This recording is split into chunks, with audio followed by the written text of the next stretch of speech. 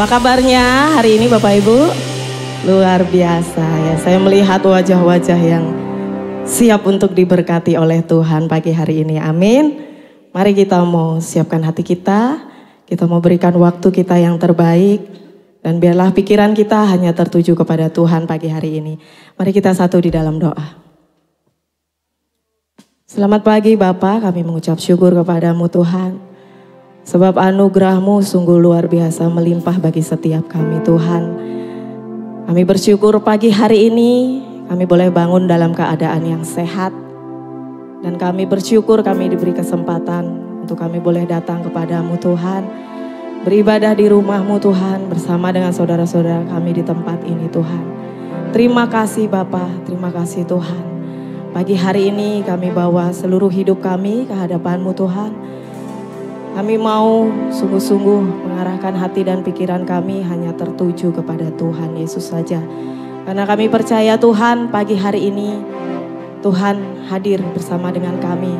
Dan Kau siap Tuhan untuk melawat setiap umat-Mu yang sungguh-sungguh datang dengan kerinduan, dengan rasa haus dan lapar akan Kau Tuhan. Terima kasih Bapa.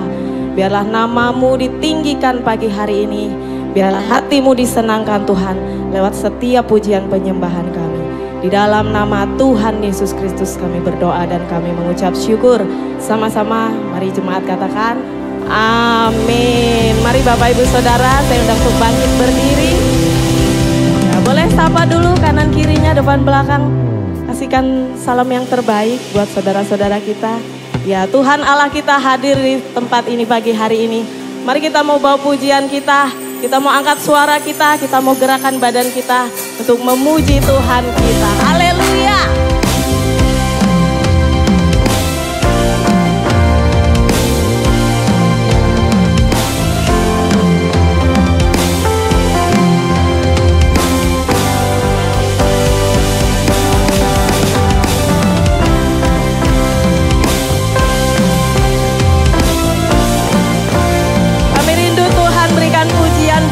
Tuhan Yesus, Raja di atas segala raja, Allah di atas segala Allah, terpujilah nama-Mu Yesus.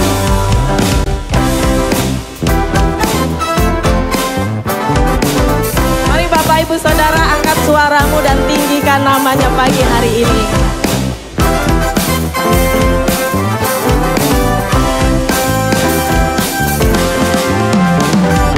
Angkatlah suaramu, nama Yesus, tanggalkan bebanmu. Tak perlu kau khawatir, sebab Dia sanggup.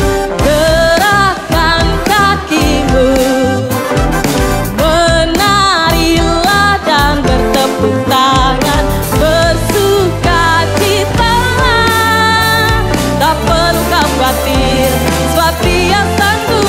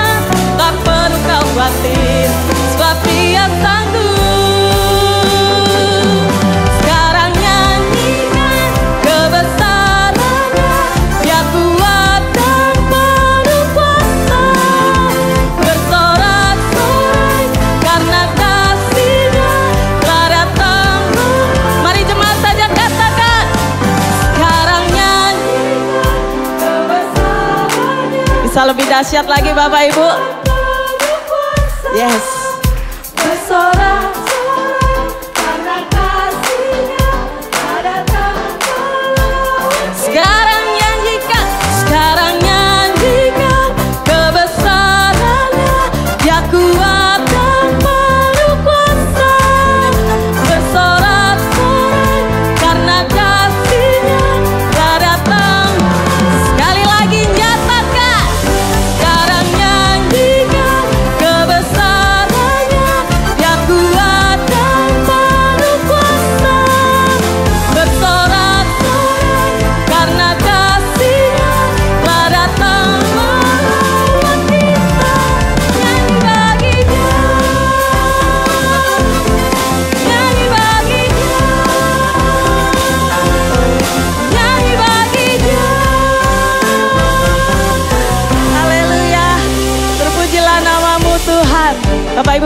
bersama dengan Tuhan Yesus.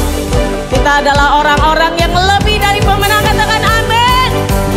Sekali lagi katakan amin. Mari kita menaikkan pujian ini, lebih dari pemenang.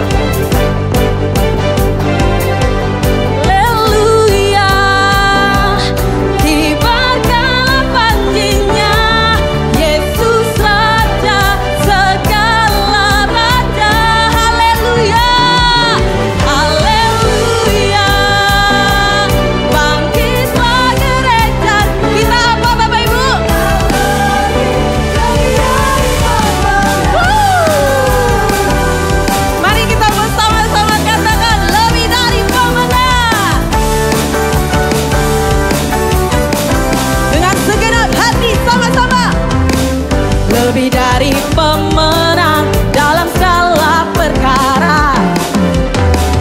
Iblis telah dikalahkan oleh kuasa darahnya.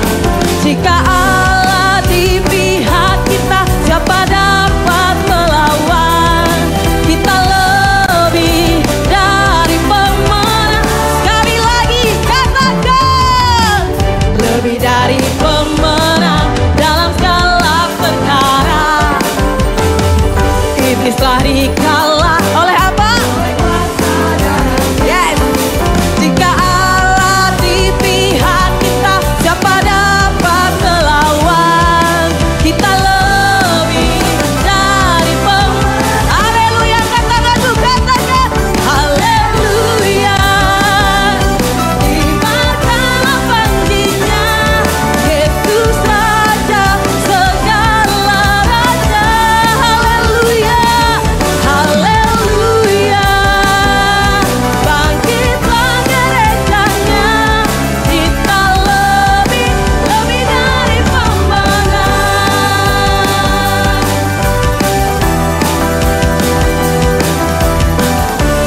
Kami bersyukur Tuhan. Mari katakan lebih dari pemenang. Lebih dari pemenang dalam segala perkara. Dengan iman katakan, oleh kuasa darahnya. Jika Allah di pihak kita, siapa dapat melawan? Kita lebih dari pemenang. Mari angkat tanganmu. Haleluya. Dimakanlah panjinya, Yesus Raja segala raja. Haleluya. Bangkitlah gerejanya, kita lebih dari pemenang. Mari Bapak Ibu sama-sama dengan saya, kita mau sama-sama katakan, kita lebih dari pemenang. Kita lebih dari pemenang. Kita lebih dari pemenang. Bilang saya, ayo lebih dari pemenang. Kamu lebih dari pemenang.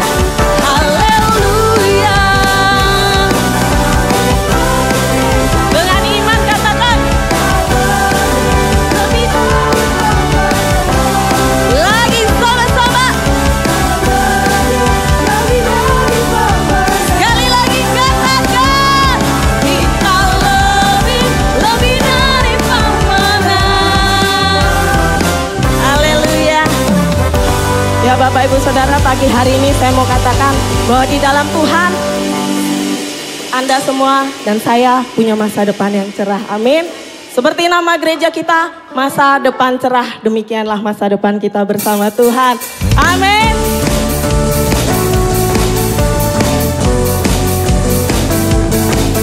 Mari kita mau naikkan pujian ini Bapak Ibu. Judulnya Masa Depan Cerah.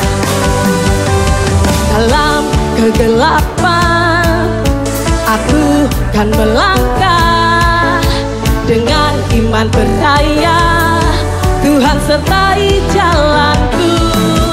Lagi kusiapkan, lepaskan semua yang menghalang, karena Yesus kekuatan, tiada yang bisa melawan. Katakan Yesus yang terkuat.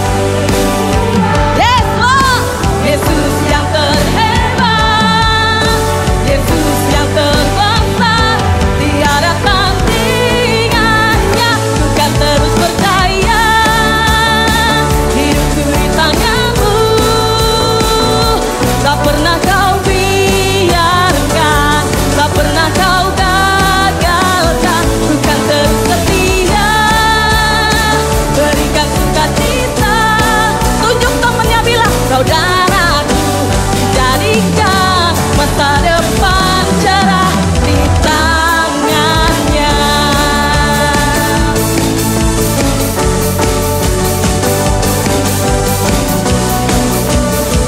Mari dengan iman Bapak Ibu bilang, dalam kegelapan aku kan melangkah, dengan iman percaya Tuhan sertai jalanku.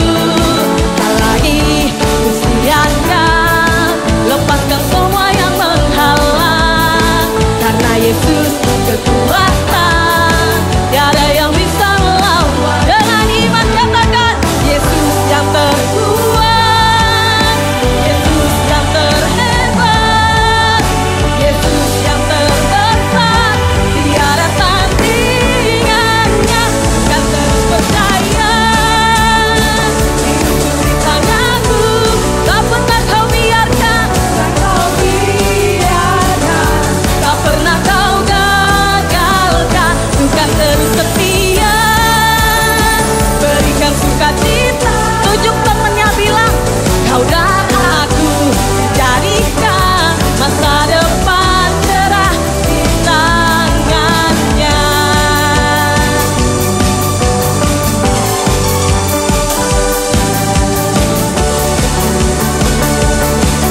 Dengan segenap hati Bapak Ibu bilang, Yesus yang terkuat, Yesus yang terkuat, Yesus yang terhebat, Yesus yang terbesar, tiada tandingannya.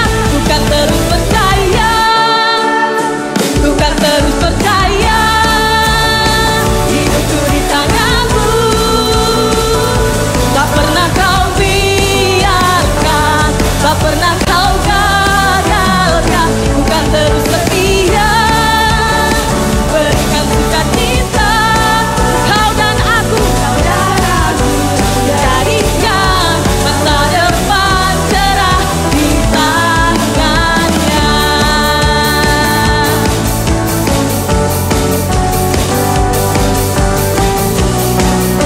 Terima kasih Tuhan Yesus, Engkau yang merancangkan segala yang baik di dalam hidup kami Tuhan.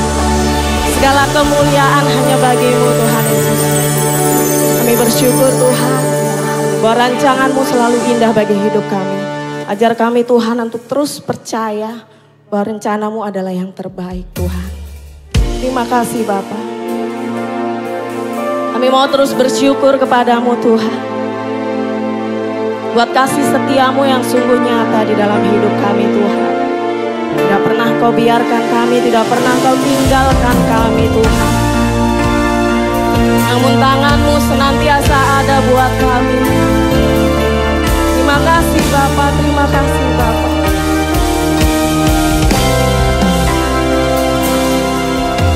Ku bersyukur padamu untuk kasih setiamu setiap hari, setiap waktu. Kau menolong hidupku.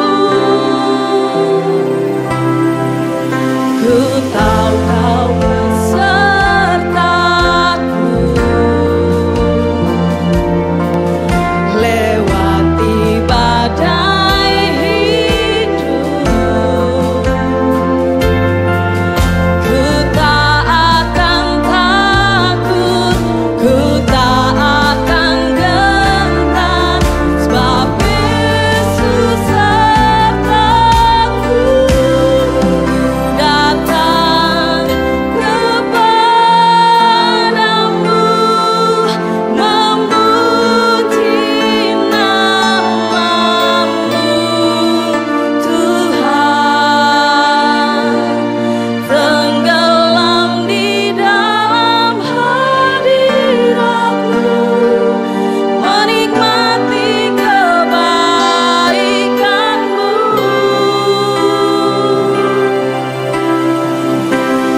Ku sembah Tuhan, ku tinggikan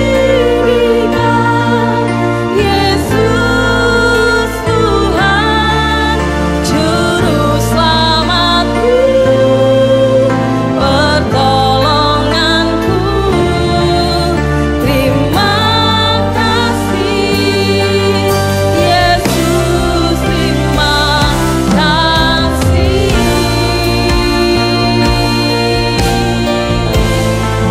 Kami bersyukur Tuhan. Mari sama-sama nyatakan kami bersyukur Tuhan. Ku bersyukur padamu untuk kasih setiamu setiap hari, setiap waktu. Kau menolong hidupku.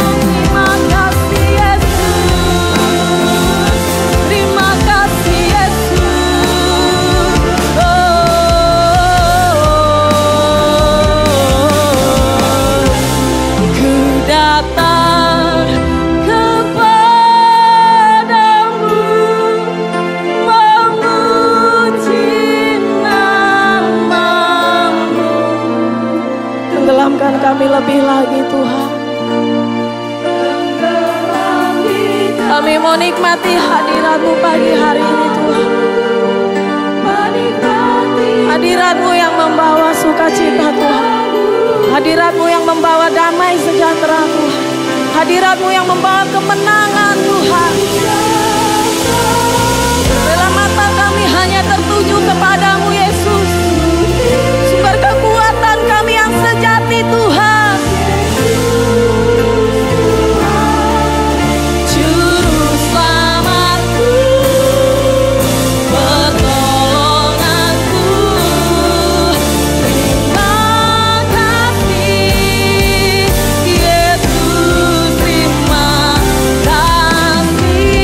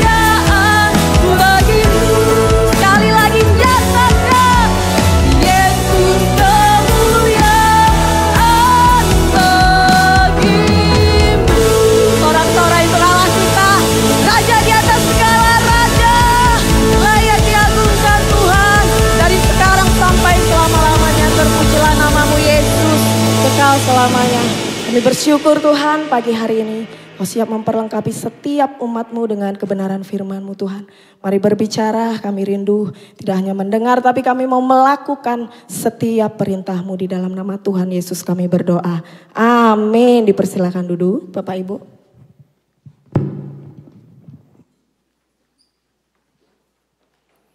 Iya, salam semuanya. Saya percaya setiap kita diberkati Tuhan, amin. Di mana hadirat Tuhan selalu ada di dalam setiap kita yang memuji dan meninggalkan Dia dengan sekuat dan sepenuh hati kita. Bapak Ibu Saudara, minggu yang kedua tetap berkaitan dengan hikmat di dalam kehidupan kita, bahwa setiap kita membutuhkan hikmat di dalam hari-hari yang kita miliki, sehingga di dalam perjalanan hidup kita tentunya tidak terjadi hal-hal yang tidak kita inginkan atau tidak sesuai dengan harapan-harapan yang kita miliki. Minggu ini kita akan belajar tentang jangan batasi hidup Anda pada diri sendiri. Bapak Ibu Saudara, kalau kita berbicara tentang pembatasan, ternyata hal ini benar adanya. Setiap kita di dalam kehidupan kita selalu dipenuhi dengan istilah asumsi. Mungkin setiap kita sering atau pernah mendengar kata ini. Asumsi merupakan sesuatu atau pikiran atau anggapan yang sering kali kita lakukan di dalam hari-hari yang kita miliki. Padahal kebenarannya itu belum terbukti. Jadi asumsi itu adalah satu anggapan atau pikiran yang sering kali muncul di dalam diri kita untuk menanggapi sesuatu tetapi itu belum terbukti adanya. Itu adalah anggapan, asumsi. Makanya ada peribahasa mengatakan seperti ini. Asumsi adalah tingkat pengetahuan yang terendah. Jadi kalau kita hidup selama ini, hidup di dalam hari-hari yang kita miliki hanya menggunakan asumsi, berarti kita sedang hidup di dalam pengetahuan yang terendah. Kenapa bisa dikatakan seperti itu? Karena belum ada data, belum ada bukti dengan apa yang kita pikirkan. Dan persoalannya adalah di dalam hari-hari kita sering kali melakukan itu. Dengan ungkapan kita, dengan perkataan kita, dengan pola-pola pikir kita. Seperti contohnya adalah ketika kita ingin mengungkapkan sesuatu terhadap orang yang ada di sekitar kita. Biasanya kita akan menggunakan sepertinya, mungkin, aku pikir, saya kira, dia pasti. Ini biasanya digunakan oleh orang-orang yang sering kali ngerumpi. Jadi aku pikir dia itu seperti ini ya. Gitu. Saya kira dia ini begini. Gitu. Nah ini yang terjadi di dalam kehidupan kita. Ternyata saya juga baru berpikir bahwa ketika kita berasumsi, ketika saya berasumsi, ternyata itu adalah pengetahuan yang terendah. Karena tidak ada bukti. Tidak ada data yang sesungguhnya secara benar apakah itu benar atau tidak. Betul nggak Bapak Ibu? Ketika kita lagi ngobrol, ketika kita lagi ngerumpi, banyakkan asumsi yang kita sampaikan. Karena tidak ada fakta yang sesungguhnya.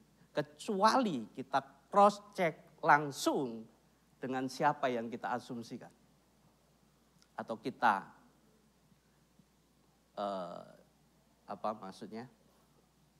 curhatkan. Itu yang terjadi. Dan kebanyakan kita menggunakan hal ini. Persoalannya apa Bapak Ibu Saudara? Persoalannya adalah permasalahan yang terjadi ketika kita seringkali menggunakan asumsi itu. Persoalannya sangat berbahaya di dalam kehidupan kita. Hal ini bisa terjadi di dalam komunitas-komunitas yang kita miliki. Ini bisa terjadi di dalam keluarga kita ketika kita memiliki asumsi terhadap istri kita, terhadap suami kita, terhadap anak-anak kita. Bukankah kita seringkali juga berasumsi dengan suami kita atau istri kita? Wah, ini suami saya kok belum pulang jam segini. Kemana ini? Gitu kan. Lalu kita berasumsi banyak sekali di dalam pikiran kita. Jangan-jangan sepertinya, wah gak benar ini. Kurang lebih seperti itu. Ini asumsi. Tetapi belum terjadi. Hal ini bukan sesuatu kenyataan, sesuatu hal yang benar terjadi. Di dalam keluarga seringkali terjadi seperti itu. Sehingga timbul yang namanya cekcok antara suami dan istri maupun anak. Bahkan hal ini juga berpengaruh di dalam komunitas-komunitas kita lainnya. Bahkan di dalam gereja hal ini pun bisa terjadi. Munculnya asumsi-asumsi di antara kita. Yang notabene-nya itu mungkin tidak benar, itu salah. Atau mungkin itu sesuatu yang belum terjadi terhadap orang-orang yang ada di sekitar kita. Sehingga tergulir satu asumsi-asumsi yang negatif. Yang membuat apa? Kekacauan di dalam gereja. Acap kali kita mengucapkan hal itu. Karena hanya beranggapan bahwa asumsi kita itu benar adanya. Padahal tidak. Dikatakan asumsi adalah tingkat pengetahuan yang terendah. Maka jangan seringkali menggunakan asumsi kita. Bilang kanan kiri. Jangan sering menggunakan asumsi kita. Karena itu akan mengakibatkan penyesatan di dalam diri kita. Bahkan terhadap orang-orang yang ada di sekitar. Makanya di dalam ilmu pendidikan, setiap perkataan itu harus ada pembuktian. Di dalam mungkin Bapak Ibu yang pernah kuliah, apa yang kita katakan ketika kita menulis skripsi, itu harus ada data yang jelas dan sumber yang jelas. Dan kalau itu tidak ada data dan sumber yang jelas, maka itu akan sangat berbahaya di dalam penulisan kita. Nah, demikian juga di dalam kehidupan kita. Seharusnya juga kita memahami hal ini. Makanya setiap kita di tengah segala asumsi-asumsi yang kita miliki, yang menimbulkan persoalan-persoalan yang terjadi di dalam kehidupan kita, kita harus bijak untuk memikirkan hal itu.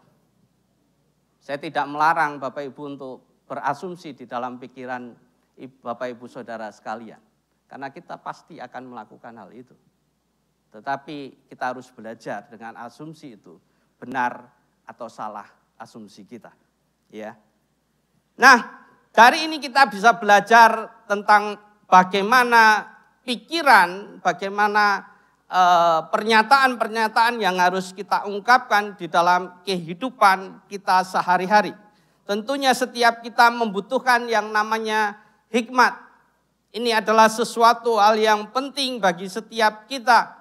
Dan saya yakin setiap kita sebagai orang percaya, pengikut Kristus, ini hal yang luar biasa diberikan di dalam kehidupan kita sebagai orang percaya. Bahwa setiap kita sebagai orang percaya Yesus diberikan hikmat tersendiri di dalam keseharian kita. Minggu yang lalu kita sudah belajar apa itu hikmat. Ada yang masih ingat? Apa itu hikmat? Ada? Buka contekan dulu. Lihat Google. Apa itu hikmat? Ya, nanti dibahas saya. Saya tahu Bapak Ibu Saudara bingung. Hikmat adalah kemampuan untuk menggunakan pengetahuan, kebenaran secara tepat di dalam kehidupan kita. Itu salah satu artinya. Tetapi kalau kita menggunakan bahasa Indonesia itu agak berbeda. Itu. di dalam Google Translate-nya.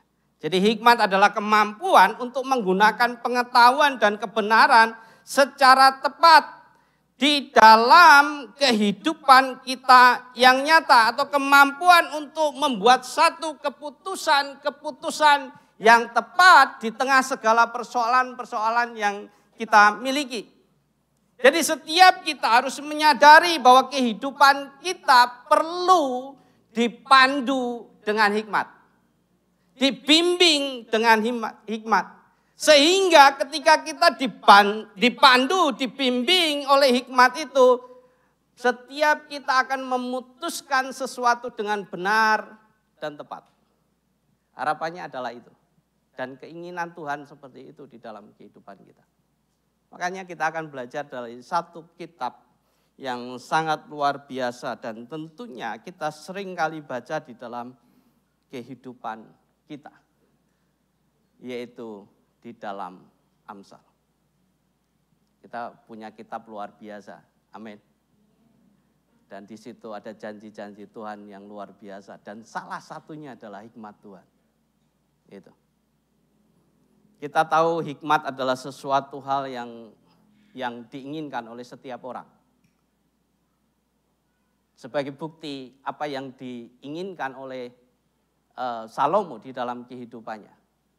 Ketika dia dimintai sesuatu, apa yang engkau inginkan? Kekayaan, kepandaian, kehebatan, atau kedudukan? Dia tidak menginginkan hal itu.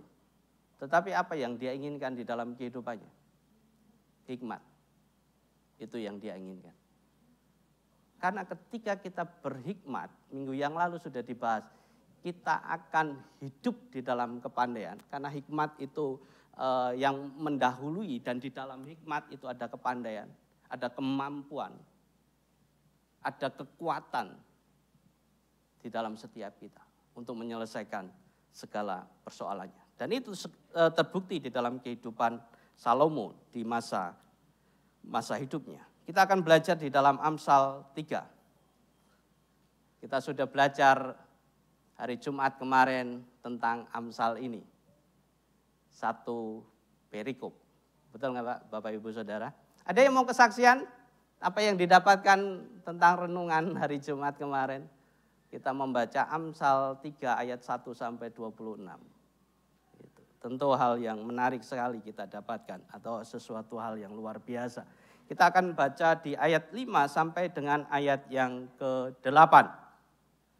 Di situ dikatakan, percayalah kepada Tuhan dengan segenap hatimu dan janganlah bersandar pada pengertianmu sendiri. Akuilah dia dalam seluruh hidupmu, maka ia akan meluruskan jalanmu. Janganlah engkau menganggap dirimu bijak, takutlah akan Tuhan dan jauhilah kejahatan.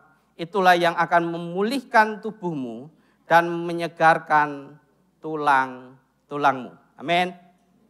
Jadi ini adalah satu janji Tuhan yang luar biasa yang seharusnya dimiliki oleh setiap kita sebagai orang percaya. Kalau kita merangkum dari apa yang dikatakan di dalam Amsal 3 ini, Amsal ini menyatakan tentang pentingnya mengikuti hikmat Tuhan. Jadi ketika kita mengikuti hikmat Tuhan dan percaya kepadanya, percaya akan firman-firmannya, apa yang diajarkan, apa yang diinginkan di dalam kehidupan kita, maka setiap kita akan memperoleh janji-janjinya. Tetapi ada tugas yang harus kita kerjakan tentunya. Bukan hanya sekedar kita menerima, mendapatkan, tetapi kita tidak melakukan apa yang difirmankan Tuhan. Apa janji-janji yang ada di dalam Amsal ini? Salah satunya adalah umur panjang. Itu yang dikatakannya. Sejahtera dan perlindungan penuh dari Tuhan. Tentu setiap kita ingin itu. Amin. Makanya setiap kita harus hidup di dalam apa? Hikmat Tuhan. Dan kita mau belajar hari ini bagaimana menjadi pribadi yang berhikmat di dalam kitab ini. Pribadi yang hidup dengan berhikmat adalah orang yang percaya kepada Tuhan sepenuhnya. Kalau kita baca di dalam ayat yang kelima dikatakan, percayalah kepada Tuhan dengan segenap hatimu dan janganlah bersandar kepada pengertianmu sendiri. Sebenarnya kata ini sudah jelas dan tegas dikatakan di dalam Amsal. Hal kunci yang pertama yang harus kita lakukan adalah percayalah kepada Tuhan dengan segenap hatimu. Bapak Ibu Saudara, kata percaya di sini di dalam bahasa Ibraninya adalah patah. Iya, patah. Yang artinya itu merasa aman, yakin, tentram. Kenapa kita merasa aman, kita yakin, kita tentram? Ada kata selanjutnya yang dikatakan di situ. Yaitu tentang siapa? Tentang Tuhan. Jadi ketika kita percaya, yakin kepada Tuhan, ada ketentraman yang terjadi, ada keamanan yang terjadi, ada keyakinan yang terjadi di dalam kehidupan kita. Amin. Mungkin Bapak Ibu Saudara pernah memiliki sesuatu hal di dalam dirinya. Kalau dulu saya punya jimat. Banyak jimat Bapak Ibu Saudara, tidak hanya cuma satu. Dan saya percaya tentang jimat itu. Ketika saya membawa jimat itu kemana-mana, saya yakin, saya nyaman, saya merasa kuat. Jadi siapapun yang ada di depan saya, itu saya pasti akan hadapi. Sebesar Goliat pun saya hajar, walaupun saya kecil. Karena apa? Saya merasa aman, saya merasa nyaman, saya merasa kuat, saya merasa hebat. Karena ada siapa? Ada jimat. Betul nggak? Ada yang pernah pengalaman seperti itu? Atau mungkin masih menggunakan jimat saat ini? Ya, ada yang lebih kuat loh. Ada yang lebih kuat. Gitu. Kita merasa nyaman dengan itu, merasa hebat dan kuat. Tetapi bukan hanya itu saja, mungkin di dalam kehidupan kita sehari-hari saat ini kita mengandalkan sesuatu di dalam kehidupan kita sehingga kita tetap merasa nyaman dan kuat. Mungkin kepandaian kita, mungkin kekayaan kita, mungkin kecantikan kita, mungkin kegagahan atau kegantengan kita. Ini juga bisa menjadi jimat di dalam kehidupan kita. Betul nggak? Jadi kalau merasa cantik kan kemana-mana. Bersolek, cantikkan saya kan gitu. Merasa ganteng, jalannya berbeda ya kan. Itu yang terjadi. Bapak Ibu Saudara bukan hanya berbicara tentang hal itu. Jadi kalau kita memiliki satu hal yang membuat kita nyaman, aman, kuat, itu adalah sesuatu hal yang kita banggakan tentunya. Nah ini berbeda, nyaman, aman, di sini berbicara tentang Allah yang ada di dalam setiap kita. Kuncinya hanya itu Bapak Ibu Saudara. Percaya kepada Tuhan dengan segenap hatimu. Itu kunci di dalam hidup. Ketika saya percaya Yesus, semuanya saya lepas. Dan saya yakin kepada Tuhan Yesus yang saya sembah. Dan apa yang ada di belakang saya kadang tertawa sendiri. Lucu ya saya, ketika masih percaya seperti itu. Aneh ya saya, ketika saya percaya tentang hal itu. Karena Tuhan kita lebih hebat dari segalanya. Itu yang kita miliki. Makanya setiap kita ketika kita berjalan, kita harus merasa tentram, yakin, aman. Karena dalam perlindungan Tuhan. Makanya setiap kita harus percaya sepenuhnya dengan segenap hati kita. Jadi segenap hati ini berbicara tentang, bukan tentang fisik atau jantung yang kita miliki. Tetapi adalah segala yang ada di dalam pikiran kita, emosi kita, keputusan kita.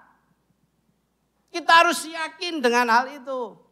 Karena persoalan di dalam kehidupan kita adalah bagaimana kita cara berpikir kita di dalam sehari-hari kita. Ketika pola pikir kita tidak sesuai dengan Tuhan, maka saya yakin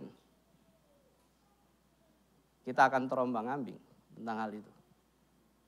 Kita tidak akan aman, kita tidak akan tentram.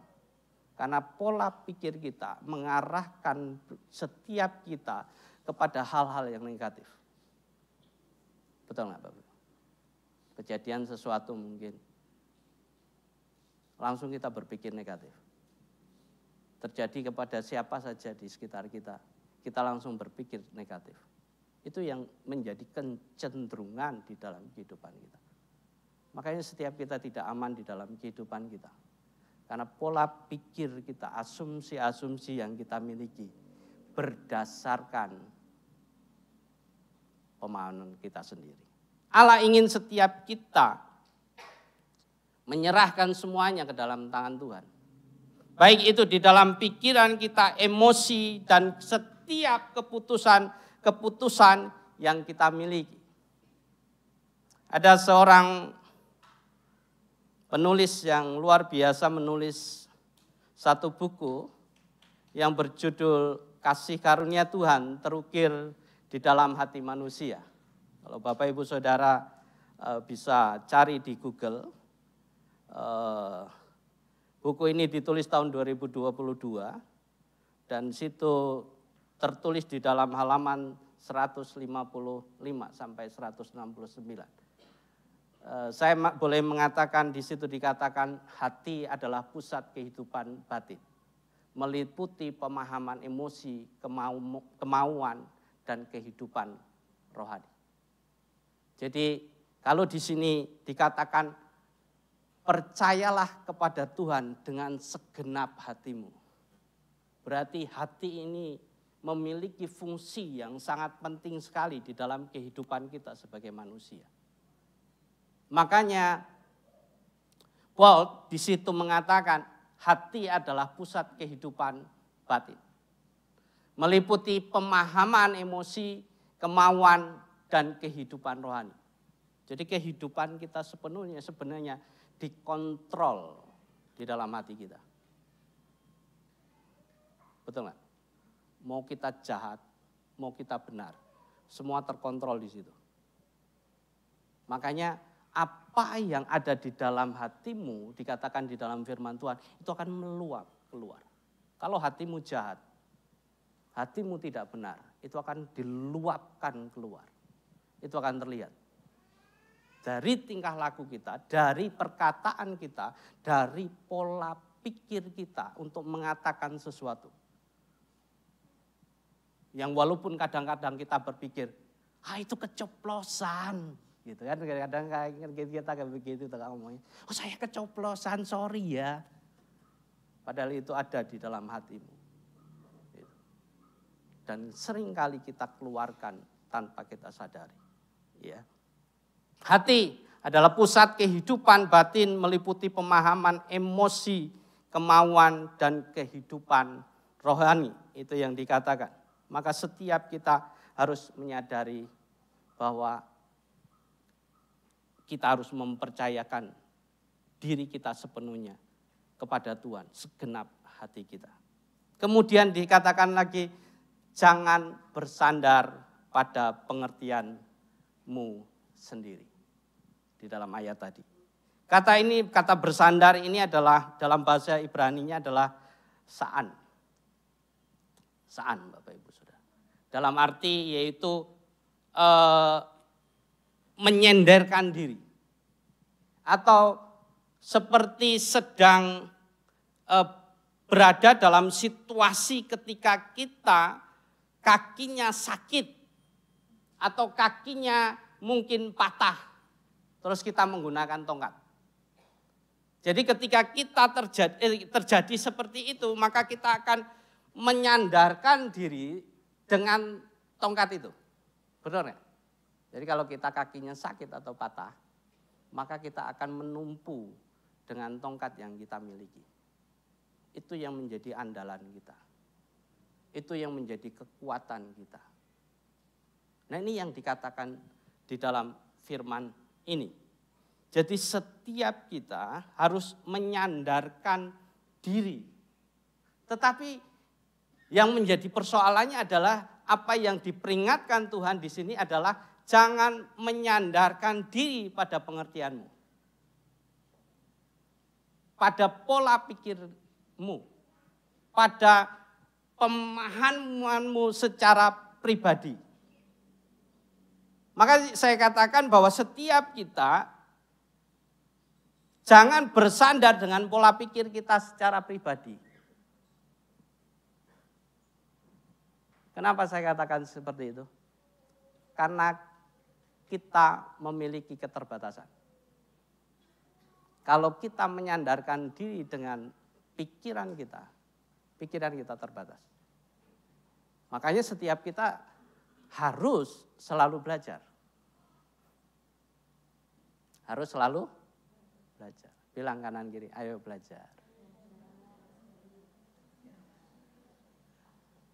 Belajar tentang apa? Tentang firman Tuhan. Kita harus selalu belajar. Memahami apa yang ada di dalam firman Tuhan. Tentu ini berbicara tentang konteks-konteks yang ada di dalam firman Tuhan. Bukan asal comot firman Tuhan. Saya suka firman ini, saya suka firman ini, suka firman ini. Tetapi enggak tahu maksud daripada firman itu. Konteksnya apa? Tujuannya apa? Kebenarannya seperti apa? Makanya kemarin saya mengajari untuk membaca Alkitab satu perikop paling tidak minimalnya 3 kali sekali baca.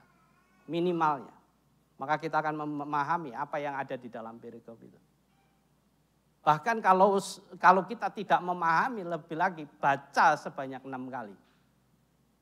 Maka kita akan memahami firman Tuhan. Ternyata renungan itu tidak enak Bapak Ibu Saudara. Dan tidak menyenangkan awalnya. Karena kita akan membaca berkali-kali firman Tuhan. Jadi kalau kita selama ini membaca hanya sekilas saja tentang firman Tuhan, atau hanya selewatan saja, sebenarnya kita tidak sedang merenungkan firman Tuhan. Tetapi membaca majalah atau koran. Itu yang terjadi. Jadi setiap kita harus menyadari hal ini. Jangan hanya bersandar pada pengertianmu sendiri dengan pola pikir yang kita miliki. Karena setiap kita memiliki keterbatasan di dalam kehidupan kita. Kita harus mengandalkan Tuhan sepenuhnya, memahami akan apa yang menjadi tujuan Tuhan di dalam kehidupan kita. Saan ini mengambil makna di dalam spiritual, yaitu mempercayakan seluruhnya, seluruh hidup kita untuk bergantung sepenuhnya kepada Tuhan. Itu yang Allah inginkan. Ini jamnya kecepatan apa saya kelambatan ya? Ini masih baru 1 poin Bapak Ibu Saudara. Ini mau cepat-cepat apa lambat-lambat ya? Saya percaya sudah lapar semua ini. Tenang Bapak Ibu Saudara. Saya enggak akan kupas satu persatu ini ya. Oke, poin yang kedua, pribadi yang hidup dengan berhikmat adalah orang yang mengakui Tuhan di dalam seluruh aspek kehidupannya. Dikatakan di ayat yang ke-6, akuilah dia dalam seluruh hidupmu, maka ia akan meluruskan jalanmu. Akuilah dia dalam seluruh hidupmu, mengaku. Hal ini menyatakan bahwa tentang keintiman atau relasi kita kepada Tuhan. Dalam arti bahwa kita harus mengakui dan tunduk kepada bimbingan dan otoritas Tuhan di dalam setiap aspek kehidupan kita. Semua aspek. Jadi kalau kita mengakui Tuhan sebagai juru selamat di dalam kehidupan kita, mengakui Yesus sebagai Tuhan dan penyelamat di dalam kehidupan kita, maka setiap kita memiliki konsekuensi di dalam kehidupan kita untuk mempercayakan penuh diri kita kepada Tuhan. Bukan hal tertentu saja, Tetapi semua hal yang ada di dalam kehidupan kita, kita harus percayakan penuh kepada Tuhan. Full. Itu yang diinginkan Allah. Apa yang kita pertahankan saat ini? Yang belum kita berikan kepada Tuhan. Itu menjadi persoalan buat kita. Kadang-kala kan kita masih menyimpan sesuatu di dalam diri kita. Benar nggak? Disimpan rapat-rapat. Tuhan ingin setiap kita menyerahkan semuanya yang ada di dalam diri kita sepenuhnya kepada Tuhan. Karena kita milik Tuhan seutuhnya. Kita milik Tuhan sepenuhnya. Makanya di situ dikatakan, akuilah Dia dalam seluruh hidupmu. Kadang-kala kita mengakui Tuhan aja agak takut-takut, betul nggak? Ya kan? Ditanya agama aja, sekarang agak-agak gimana gitu ya. Agamamu apa? Apa ya? Padahal tinggal bilang pengikut Kristus. Saya pengikut Kristus. Gitu. Jangan ditanya agamamu apa. Ya Kristen agama, tapi saya pengikut Kristus.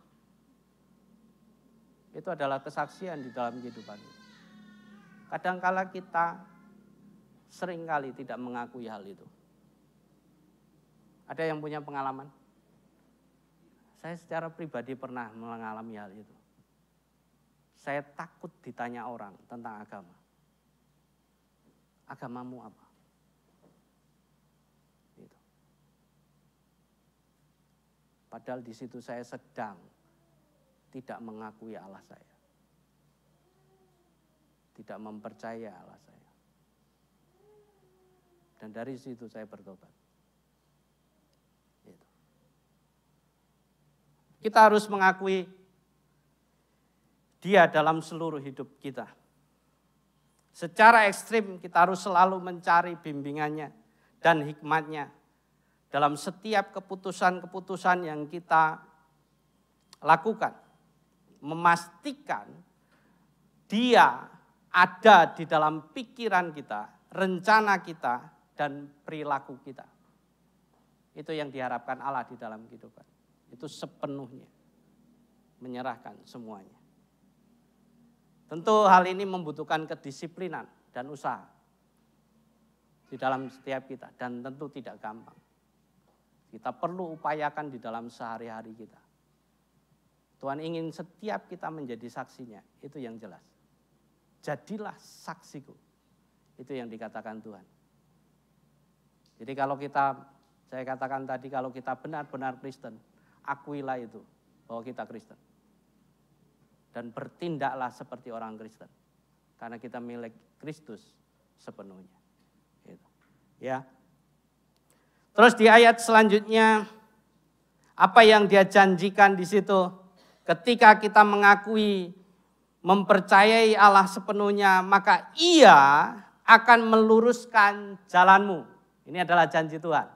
Tentu ini satu hal yang sangat luar biasa yang diberikan Tuhan kepada setiap kita. Betul nggak? Kenapa dikatakan seperti itu? Kata maka Ia dalam bahasa Ibraninya yaitu Yaser. Ini menekankan bahwa Allah yang akan bertindak buat setiap kita. Nah, ini janji Tuhan. Dia yang akan bertindak ketika kita mengakui Tuhan. Dia yang akan beracara, Dia yang akan bekerja ketika kita mengakui Tuhan sepenuhnya. Itu adalah janji Tuhan. Dan apa yang Dia katakan di situ? Dia akan meluruskan jalanmu. Luar biasa enggak? Jalan kita mungkin selama ini menceng-menceng, ngalor ngidul, ngiwonengen, bahasa Jawa itu. Belok-belok. Kadang baik, kadang enggak. Iya enggak? Menceng-menceng, miring-miring. Jalannya seperti itu. Dan seringkali kita menganggap bahwa itu jalan sudah benar. Ngeyel lagi. Kalau diingetin. Salah itu jalannya. Enggak, benar. Adalah asumsi kita yang bekerja. Pemikiran kita yang bekerja. Dan kita seringkali merasa bahwa itu sudah benar. Allah inginkan setiap kita berjalan di dalam jalan Tuhan, yaitu jalan yang lurus. Jalan yang benar. Seperti yang akan dikatakan, maka ia akan meluruskan jalanmu, adalah sebuah janji di dalam setiap kita. Ajakan di dalam setiap kita. Dia ingin membimbing kita di dalam hari-hari yang kita miliki. Supaya apa? Jalan kita tetap lurus. Matthew Henry mengatakan seperti ini. Dia akan mengarahkan jalanmu bukan dengan mukjizat, melainkan dengan firman-Nya dan pemeliharaannya. Jadi Tuhan tidak hanya mengarahkan kita, bahkan mungkin kita berharap tentang mukjizat. Tetapi Tuhan tidak hanya mengarahkan tentang hal itu sesungguhnya. Tetapi Dia berjanji, Dia akan mengarahkan kita dengan firman-Nya dan pemeliharaannya. Itu adalah satu kejelasan yang perlu kita pahami. Janji itu boleh digenapi di dalam setiap kita ketika kita benar-benar menyerahkan diri kita kepada Tuhan. Sehingga ada pemeliharaan, ada firman yang selalu muncul di dalam kehidupan kita sehari-hari. Kemudian yang terakhir Bapak Ibu Saudara, pribadi yang hidup dengan berhikmat adalah orang yang menaati Tuhan di dalam semua hal yang dilakukan. Wah, berat ini Saudara, berat. Menaati Tuhan di dalam semua hal yang dilakukan. Di situ dikatakan di ayat yang ke-7 dan ke-8, dikatakan janganlah engkau menganggap dirimu bijak, takutlah akan Tuhan dan jauhilah kejahatan. Itulah yang akan memulihkan tubuhmu dan menyegarkan tulang-tulangmu. Kita tahu bahwa manusia itu makhluk ciptaan Tuhan yang paling unik. Betul nggak? Bapak Ibu unik nggak? Tanya kanan kirinya, kamu unik nggak? Kalau suami istri pasti tahu. Uniknya istrinya kayak mana, uniknya suaminya kayak mana. Ya kan? Pasti kalau kita pikirkan, kadang saya secara pribadi aja ketawa. Kalau mikirin istri saya. Istri saya itu unik. Tapi menarik. Oh, puji istrimu sendiri-sendiri. Ya. Keunikan inilah yang membuat banyak orang merasa tidak ada yang lebih bijaksana. Ini jadi persoalannya. Keunikannya, saya katakan lagi, keunikan inilah yang membuat banyak orang merasa tidak ada yang lebih bijaksana dan pintar selain dirinya sendiri. Padahal sesungguhnya orang itu sok tahu. Keunikannya apa? Di dalam kehidupan manusia. Manusia diberikan akal budi. Betul? Hanya manusia yang diberikan akal budi. Kemampuan untuk berpikir tentang sesuatu hal dan memutuskan sesuatu hal. Itu akal budi. Tetapi melalui hal ini, kadangkala kita congkak dan sombong. Merasa paling. Itu. Ya enggak? Paling hebat kan? Betul enggak? Di antara yang lain. Hewan kan enggak ada kayak gitu kan. Enggak diberikan akal budi. Tumbuhan juga enggak diberikan akal budi. Kalau tumbuhan dikasih akal budi tentu aneh. Dia juga akan unik seperti kita. Binatang dikasih akal budi, unik kayak kita pasti. Tingkahnya aneh-aneh. Itu. Dan mungkin juga bisa sok-sokan. Itu sombong dia. Seperti itu. Nah, ini keanehan dan keunikan yang terjadi di dalam kehidupan kita.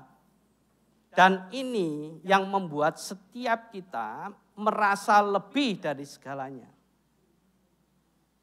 Tentunya dalam satu hal dikatakan di situ tentang apa? Dirimu bijak.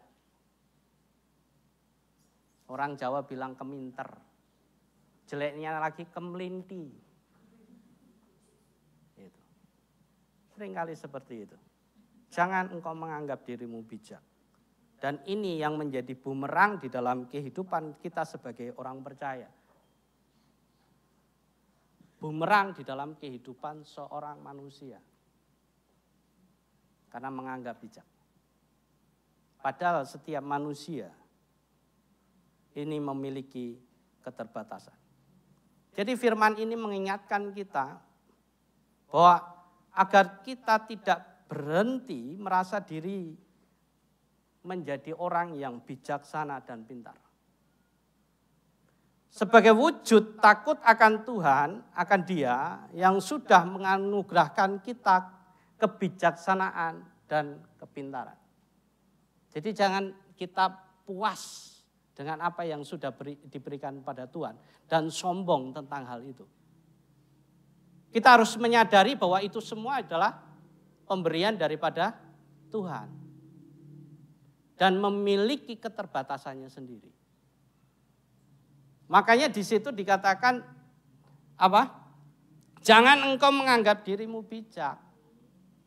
Kita harus terus belajar dengan situasi-situasi yang ada di sekitar kita. Tentu belajarnya dengan Tuhan. Kadangkala kita belajar dengan pengalaman secara pribadi. Betul nggak? Dengan situasi-situasi yang ada. Tetapi ternyata nggak semuanya benar. Tetapi ternyata ada melesetnya. Betul nggak? Ketika ada pengalaman sesuatu, melakukan sesuatu, dan kita lakukan lagi dengan satu situasi yang mungkin hampir mirip sama. Tetapi tidak sama dengan apa yang kita lakukan di situasi itu. Makanya setiap kita membutuhkan hikmat, menyadari bahwa kita terbatas, membutuhkan pertolongan daripada Tuhan. Jangan menganggap diri kita bijak. Kemudian yang selanjutnya adalah takutlah akan Tuhan dan jauhilah kejahatan. Takut akan Tuhan ini berbicara tentang apa yang kita lakukan di dalam kehidupan kita sehari-hari. Menyadari bahwa Tuhan yang memiliki kuasa atas segalanya. Takut berbicara bukan berbicara tentang sesuatu yang mengerikan. Tetapi sesuatu yang harus kita hormati di dalam kehidupan kita sehari-hari. Hormati Tuhan. Itu bukti bahwa setiap kita takut akan Tuhan. Tetap melangkah bersama Tuhan dan jauhilah kejahatan. Itu yang harus dikerjakan. Ketika kita dikatakan menghormati Tuhan, itu berarti kita sedang takut akan Tuhan. Jadi menghormati Tuhan itu takut akan Tuhan. Jauhilah kejahatan, tentu ini saya tidak akan bahas secara lebar. Kita sudah memahami apa yang menjadi kejahatan-kejahatan kita secara pribadi. Kadangkala kita juga mungkin seringkali berpikir, oh saya tidak jahat. Oh saya baik. Tetapi firman Tuhan yang akan mengingatkan setiap kita. Karena itu akan merupakan janji Tuhan. Makanya dikatakan tadi, aku akan meluruskan jalanmu. Gitu. Dan sebagai penutup Bapak Ibu Saudara. Saya tahu sudah lapar. Ada yang mulai ngantuk. Karena perutnya udah keroncongan. Orang yang berhikmat tidak akan membatasi dirinya dengan berbagai asumsi pribadi. Jadi kita mulai belajar untuk tidak sering berasumsi. Kita batasi asumsi-asumsi yang kita miliki. Tetapi ia akan selalu ingat bahwa hanya Allah sumber hikmat sebenarnya. Terimalah anugerah hikmatnya dengan selalu percaya penuh kepadanya. Mengakui dia di dalam seluruh aspek kehidupan kita. Dan menaati dia dalam segala hal yang kita lakukan. Amin. Mari kita berdoa.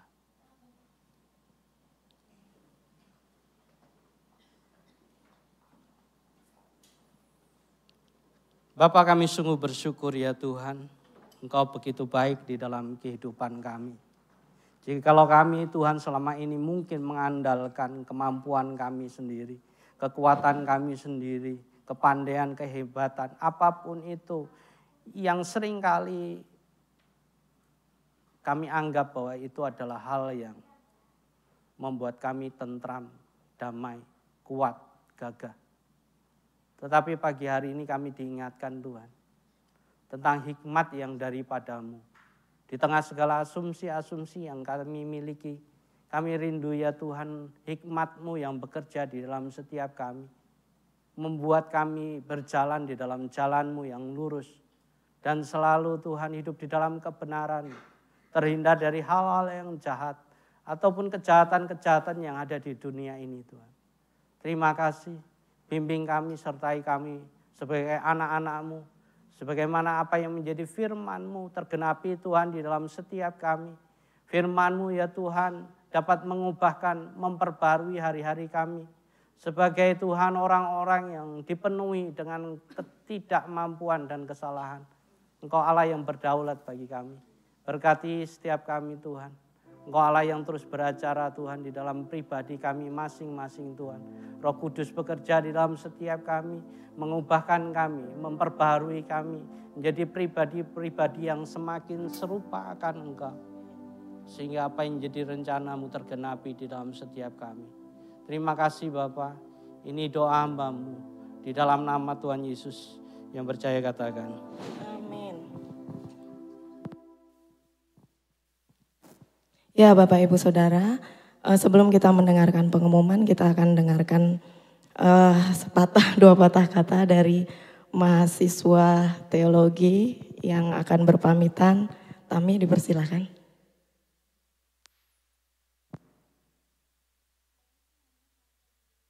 Shalom.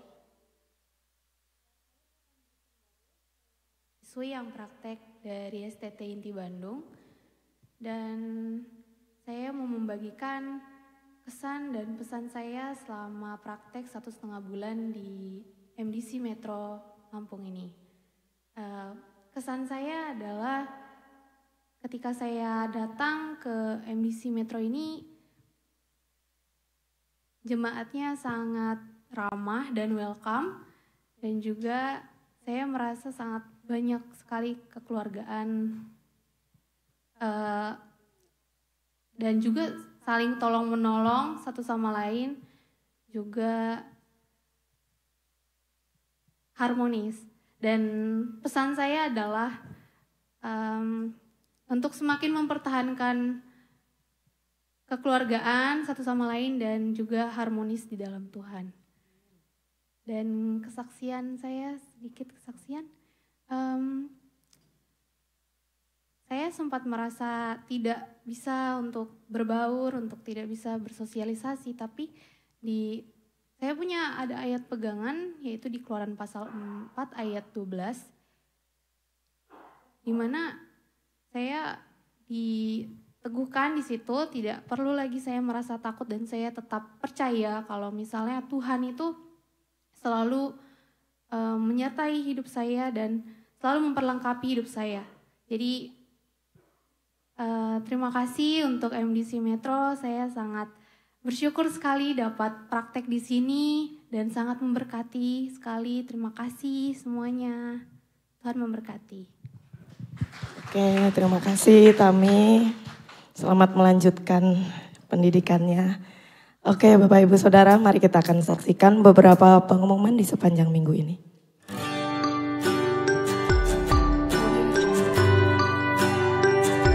Untuk persembahan, perpuluhan dan ucapan syukur dapat ditransfer ke rekening BCA GKPB MDC Metro.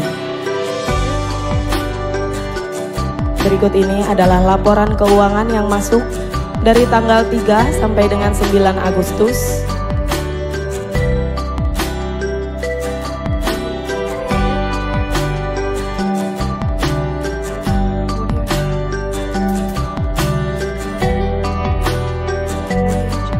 Selamat ulang tahun untuk Bapak Sungkono, Bapak Suwarto, Bapak Leo, dan Ibu Awe.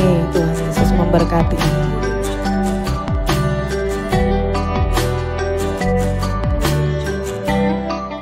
Untuk ibadah tematik HUT RI pada tanggal 17 Agustus, hari Minggu depan, ibadah akan diadakan hanya satu kali jam 7.30, dan bagi Bapak Ibu Saudara yang punya baju adat di rumah monggo dipersilakan untuk dipakai karena kita dress code-nya adalah baju adat. Akan diadakan pagelaran budaya, perkesan, dan jemaat personal. Dan kita semua akan memakai baju adat daerah.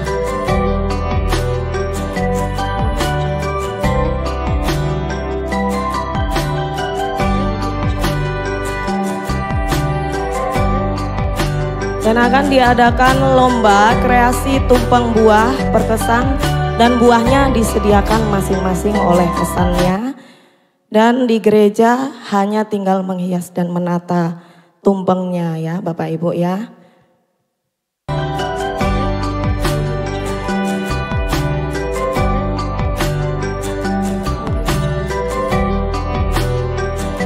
Dan ibadah sekolah minggu tanggal 17 Agustus akan dimulai di jam yang sama yaitu jam 7.30 bagi Bapak Ibu Saudara yang punya anak-anak sekolah minggu. Tolong diingatkan ibadahnya jam 7:30 pagi.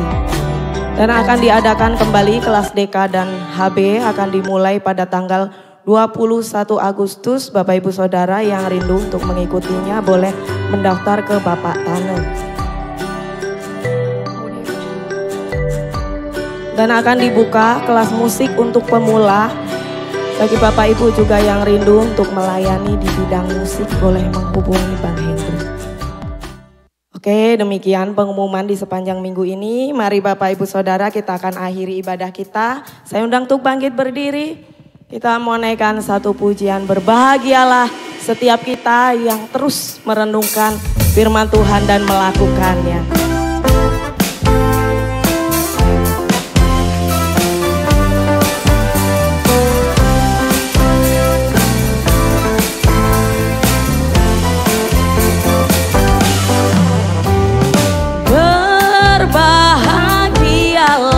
Orang yang kesukaannya ialah Taurat Tuhan dan yang merenungkannya siang dan malam. Ia seperti pohon yang ditanam di tepi aliran air, yang menghasilkan buahnya pada musimnya, dan yang tidak layu daunnya. Apa saja yang diperbuatnya pasti berhasil. Sekali lagi mari sama-sama naikkan pujian ini. Berbahagialah orang yang kesukaannya ialah Taurat Tuhan dan yang merenungkannya siang dan malam. Ia seperti pohon yang ditanam di tepi aliran air, yang menghasilkan buahnya pada musimnya, dan yang tidak layu daunnya. Apa saja yang diperbuatnya pasti berhasil. Apa saja yang diperbuatnya pasti berhasil.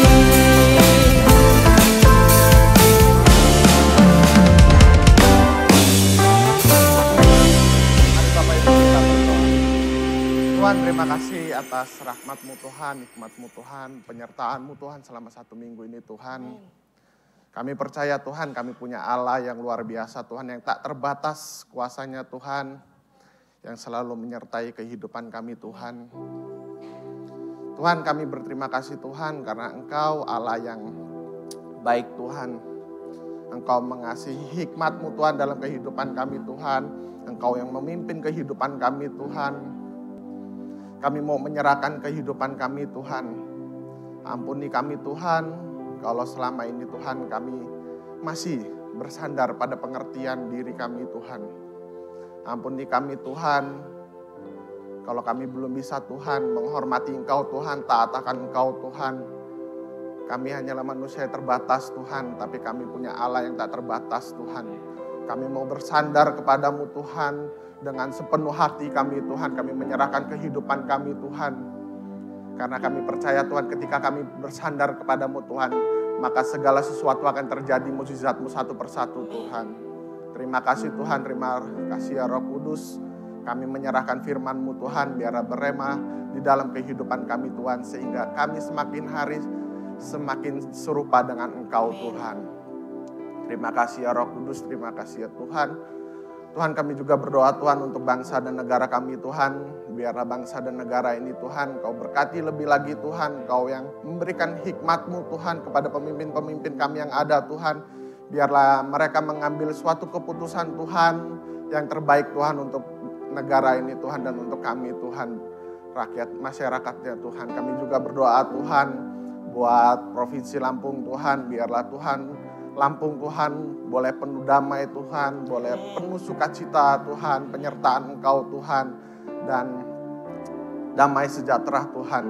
Biarlah Lampung Tuhan penuh kemuliaan nama-Mu Tuhan. Kau berkati pemimpin-pemimpin yang ada Tuhan, berkat-Mu Tuhan, hikmat-Mu Tuhan yang memimpin mereka Tuhan. Kami juga tidak lupa Tuhan berdoa untuk kota Metro Tuhan. Biarlah kota ini Tuhan Kau pakai lebih lagi Tuhan. Engkau yang memberikan Tuhan rahmat-Mu, hikmat-Mu Tuhan kepada pemimpin-pemimpin yang ada, wali kota, wakil wali kota Tuhan. Sehingga mereka boleh mengelola kota Metro ini dengan baik Tuhan. Kami percaya Tuhan, Engkau yang memakai kota ini dengan baik Tuhan. Kami menyerahkan kota ini di dalam tangan-Mu Tuhan. Kami juga berdoa Tuhan untuk kami yang ada di kota ini Tuhan. Kami percaya Tuhan, Engkau menaruh kami di kota ini Tuhan. Itu ada sesuatu yang harus kami jalankan Tuhan. Engkau yang memimpin Tuhan untuk kelebaran kerajaan-Mu lebih lagi Tuhan. Kami berdoa Tuhan, biarlah Tuhan hari ini Tuhan kami mau berdoa buat saudara kami Tuhan yang sedang sakit Tuhan. Kami berdoa Tuhan, biarlah bilur-Mu Tuhan yang menyembuhkan mereka Tuhan. Engkau yang mengangkat penyakitnya Tuhan. Kalau mereka tidak berdaya hari ini Tuhan, mereka boleh mengalami Tuhan penyembuhan, kekuatan daripada Engkau Tuhan. Terima kasih Tuhan, terima kasih ya Roh Kudus. Sebentar kami akan memberikan yang terbaik Tuhan. Persembahan kami, Kau berkati Tuhan persembahan yang sudah kami berikan maupun yang mau kami berikan Tuhan. Biarlah gereja dapat mengelolanya dengan baik Tuhan. Terima kasih Tuhan, terima kasih ya Roh Kudus. Kami akan mengakhiri ibadah kami Tuhan. Berkati kami Tuhan di perjalanan pulang kami Tuhan tanpa kurang satu apapun Tuhan. Terima kasih Tuhan, haleluya, amin.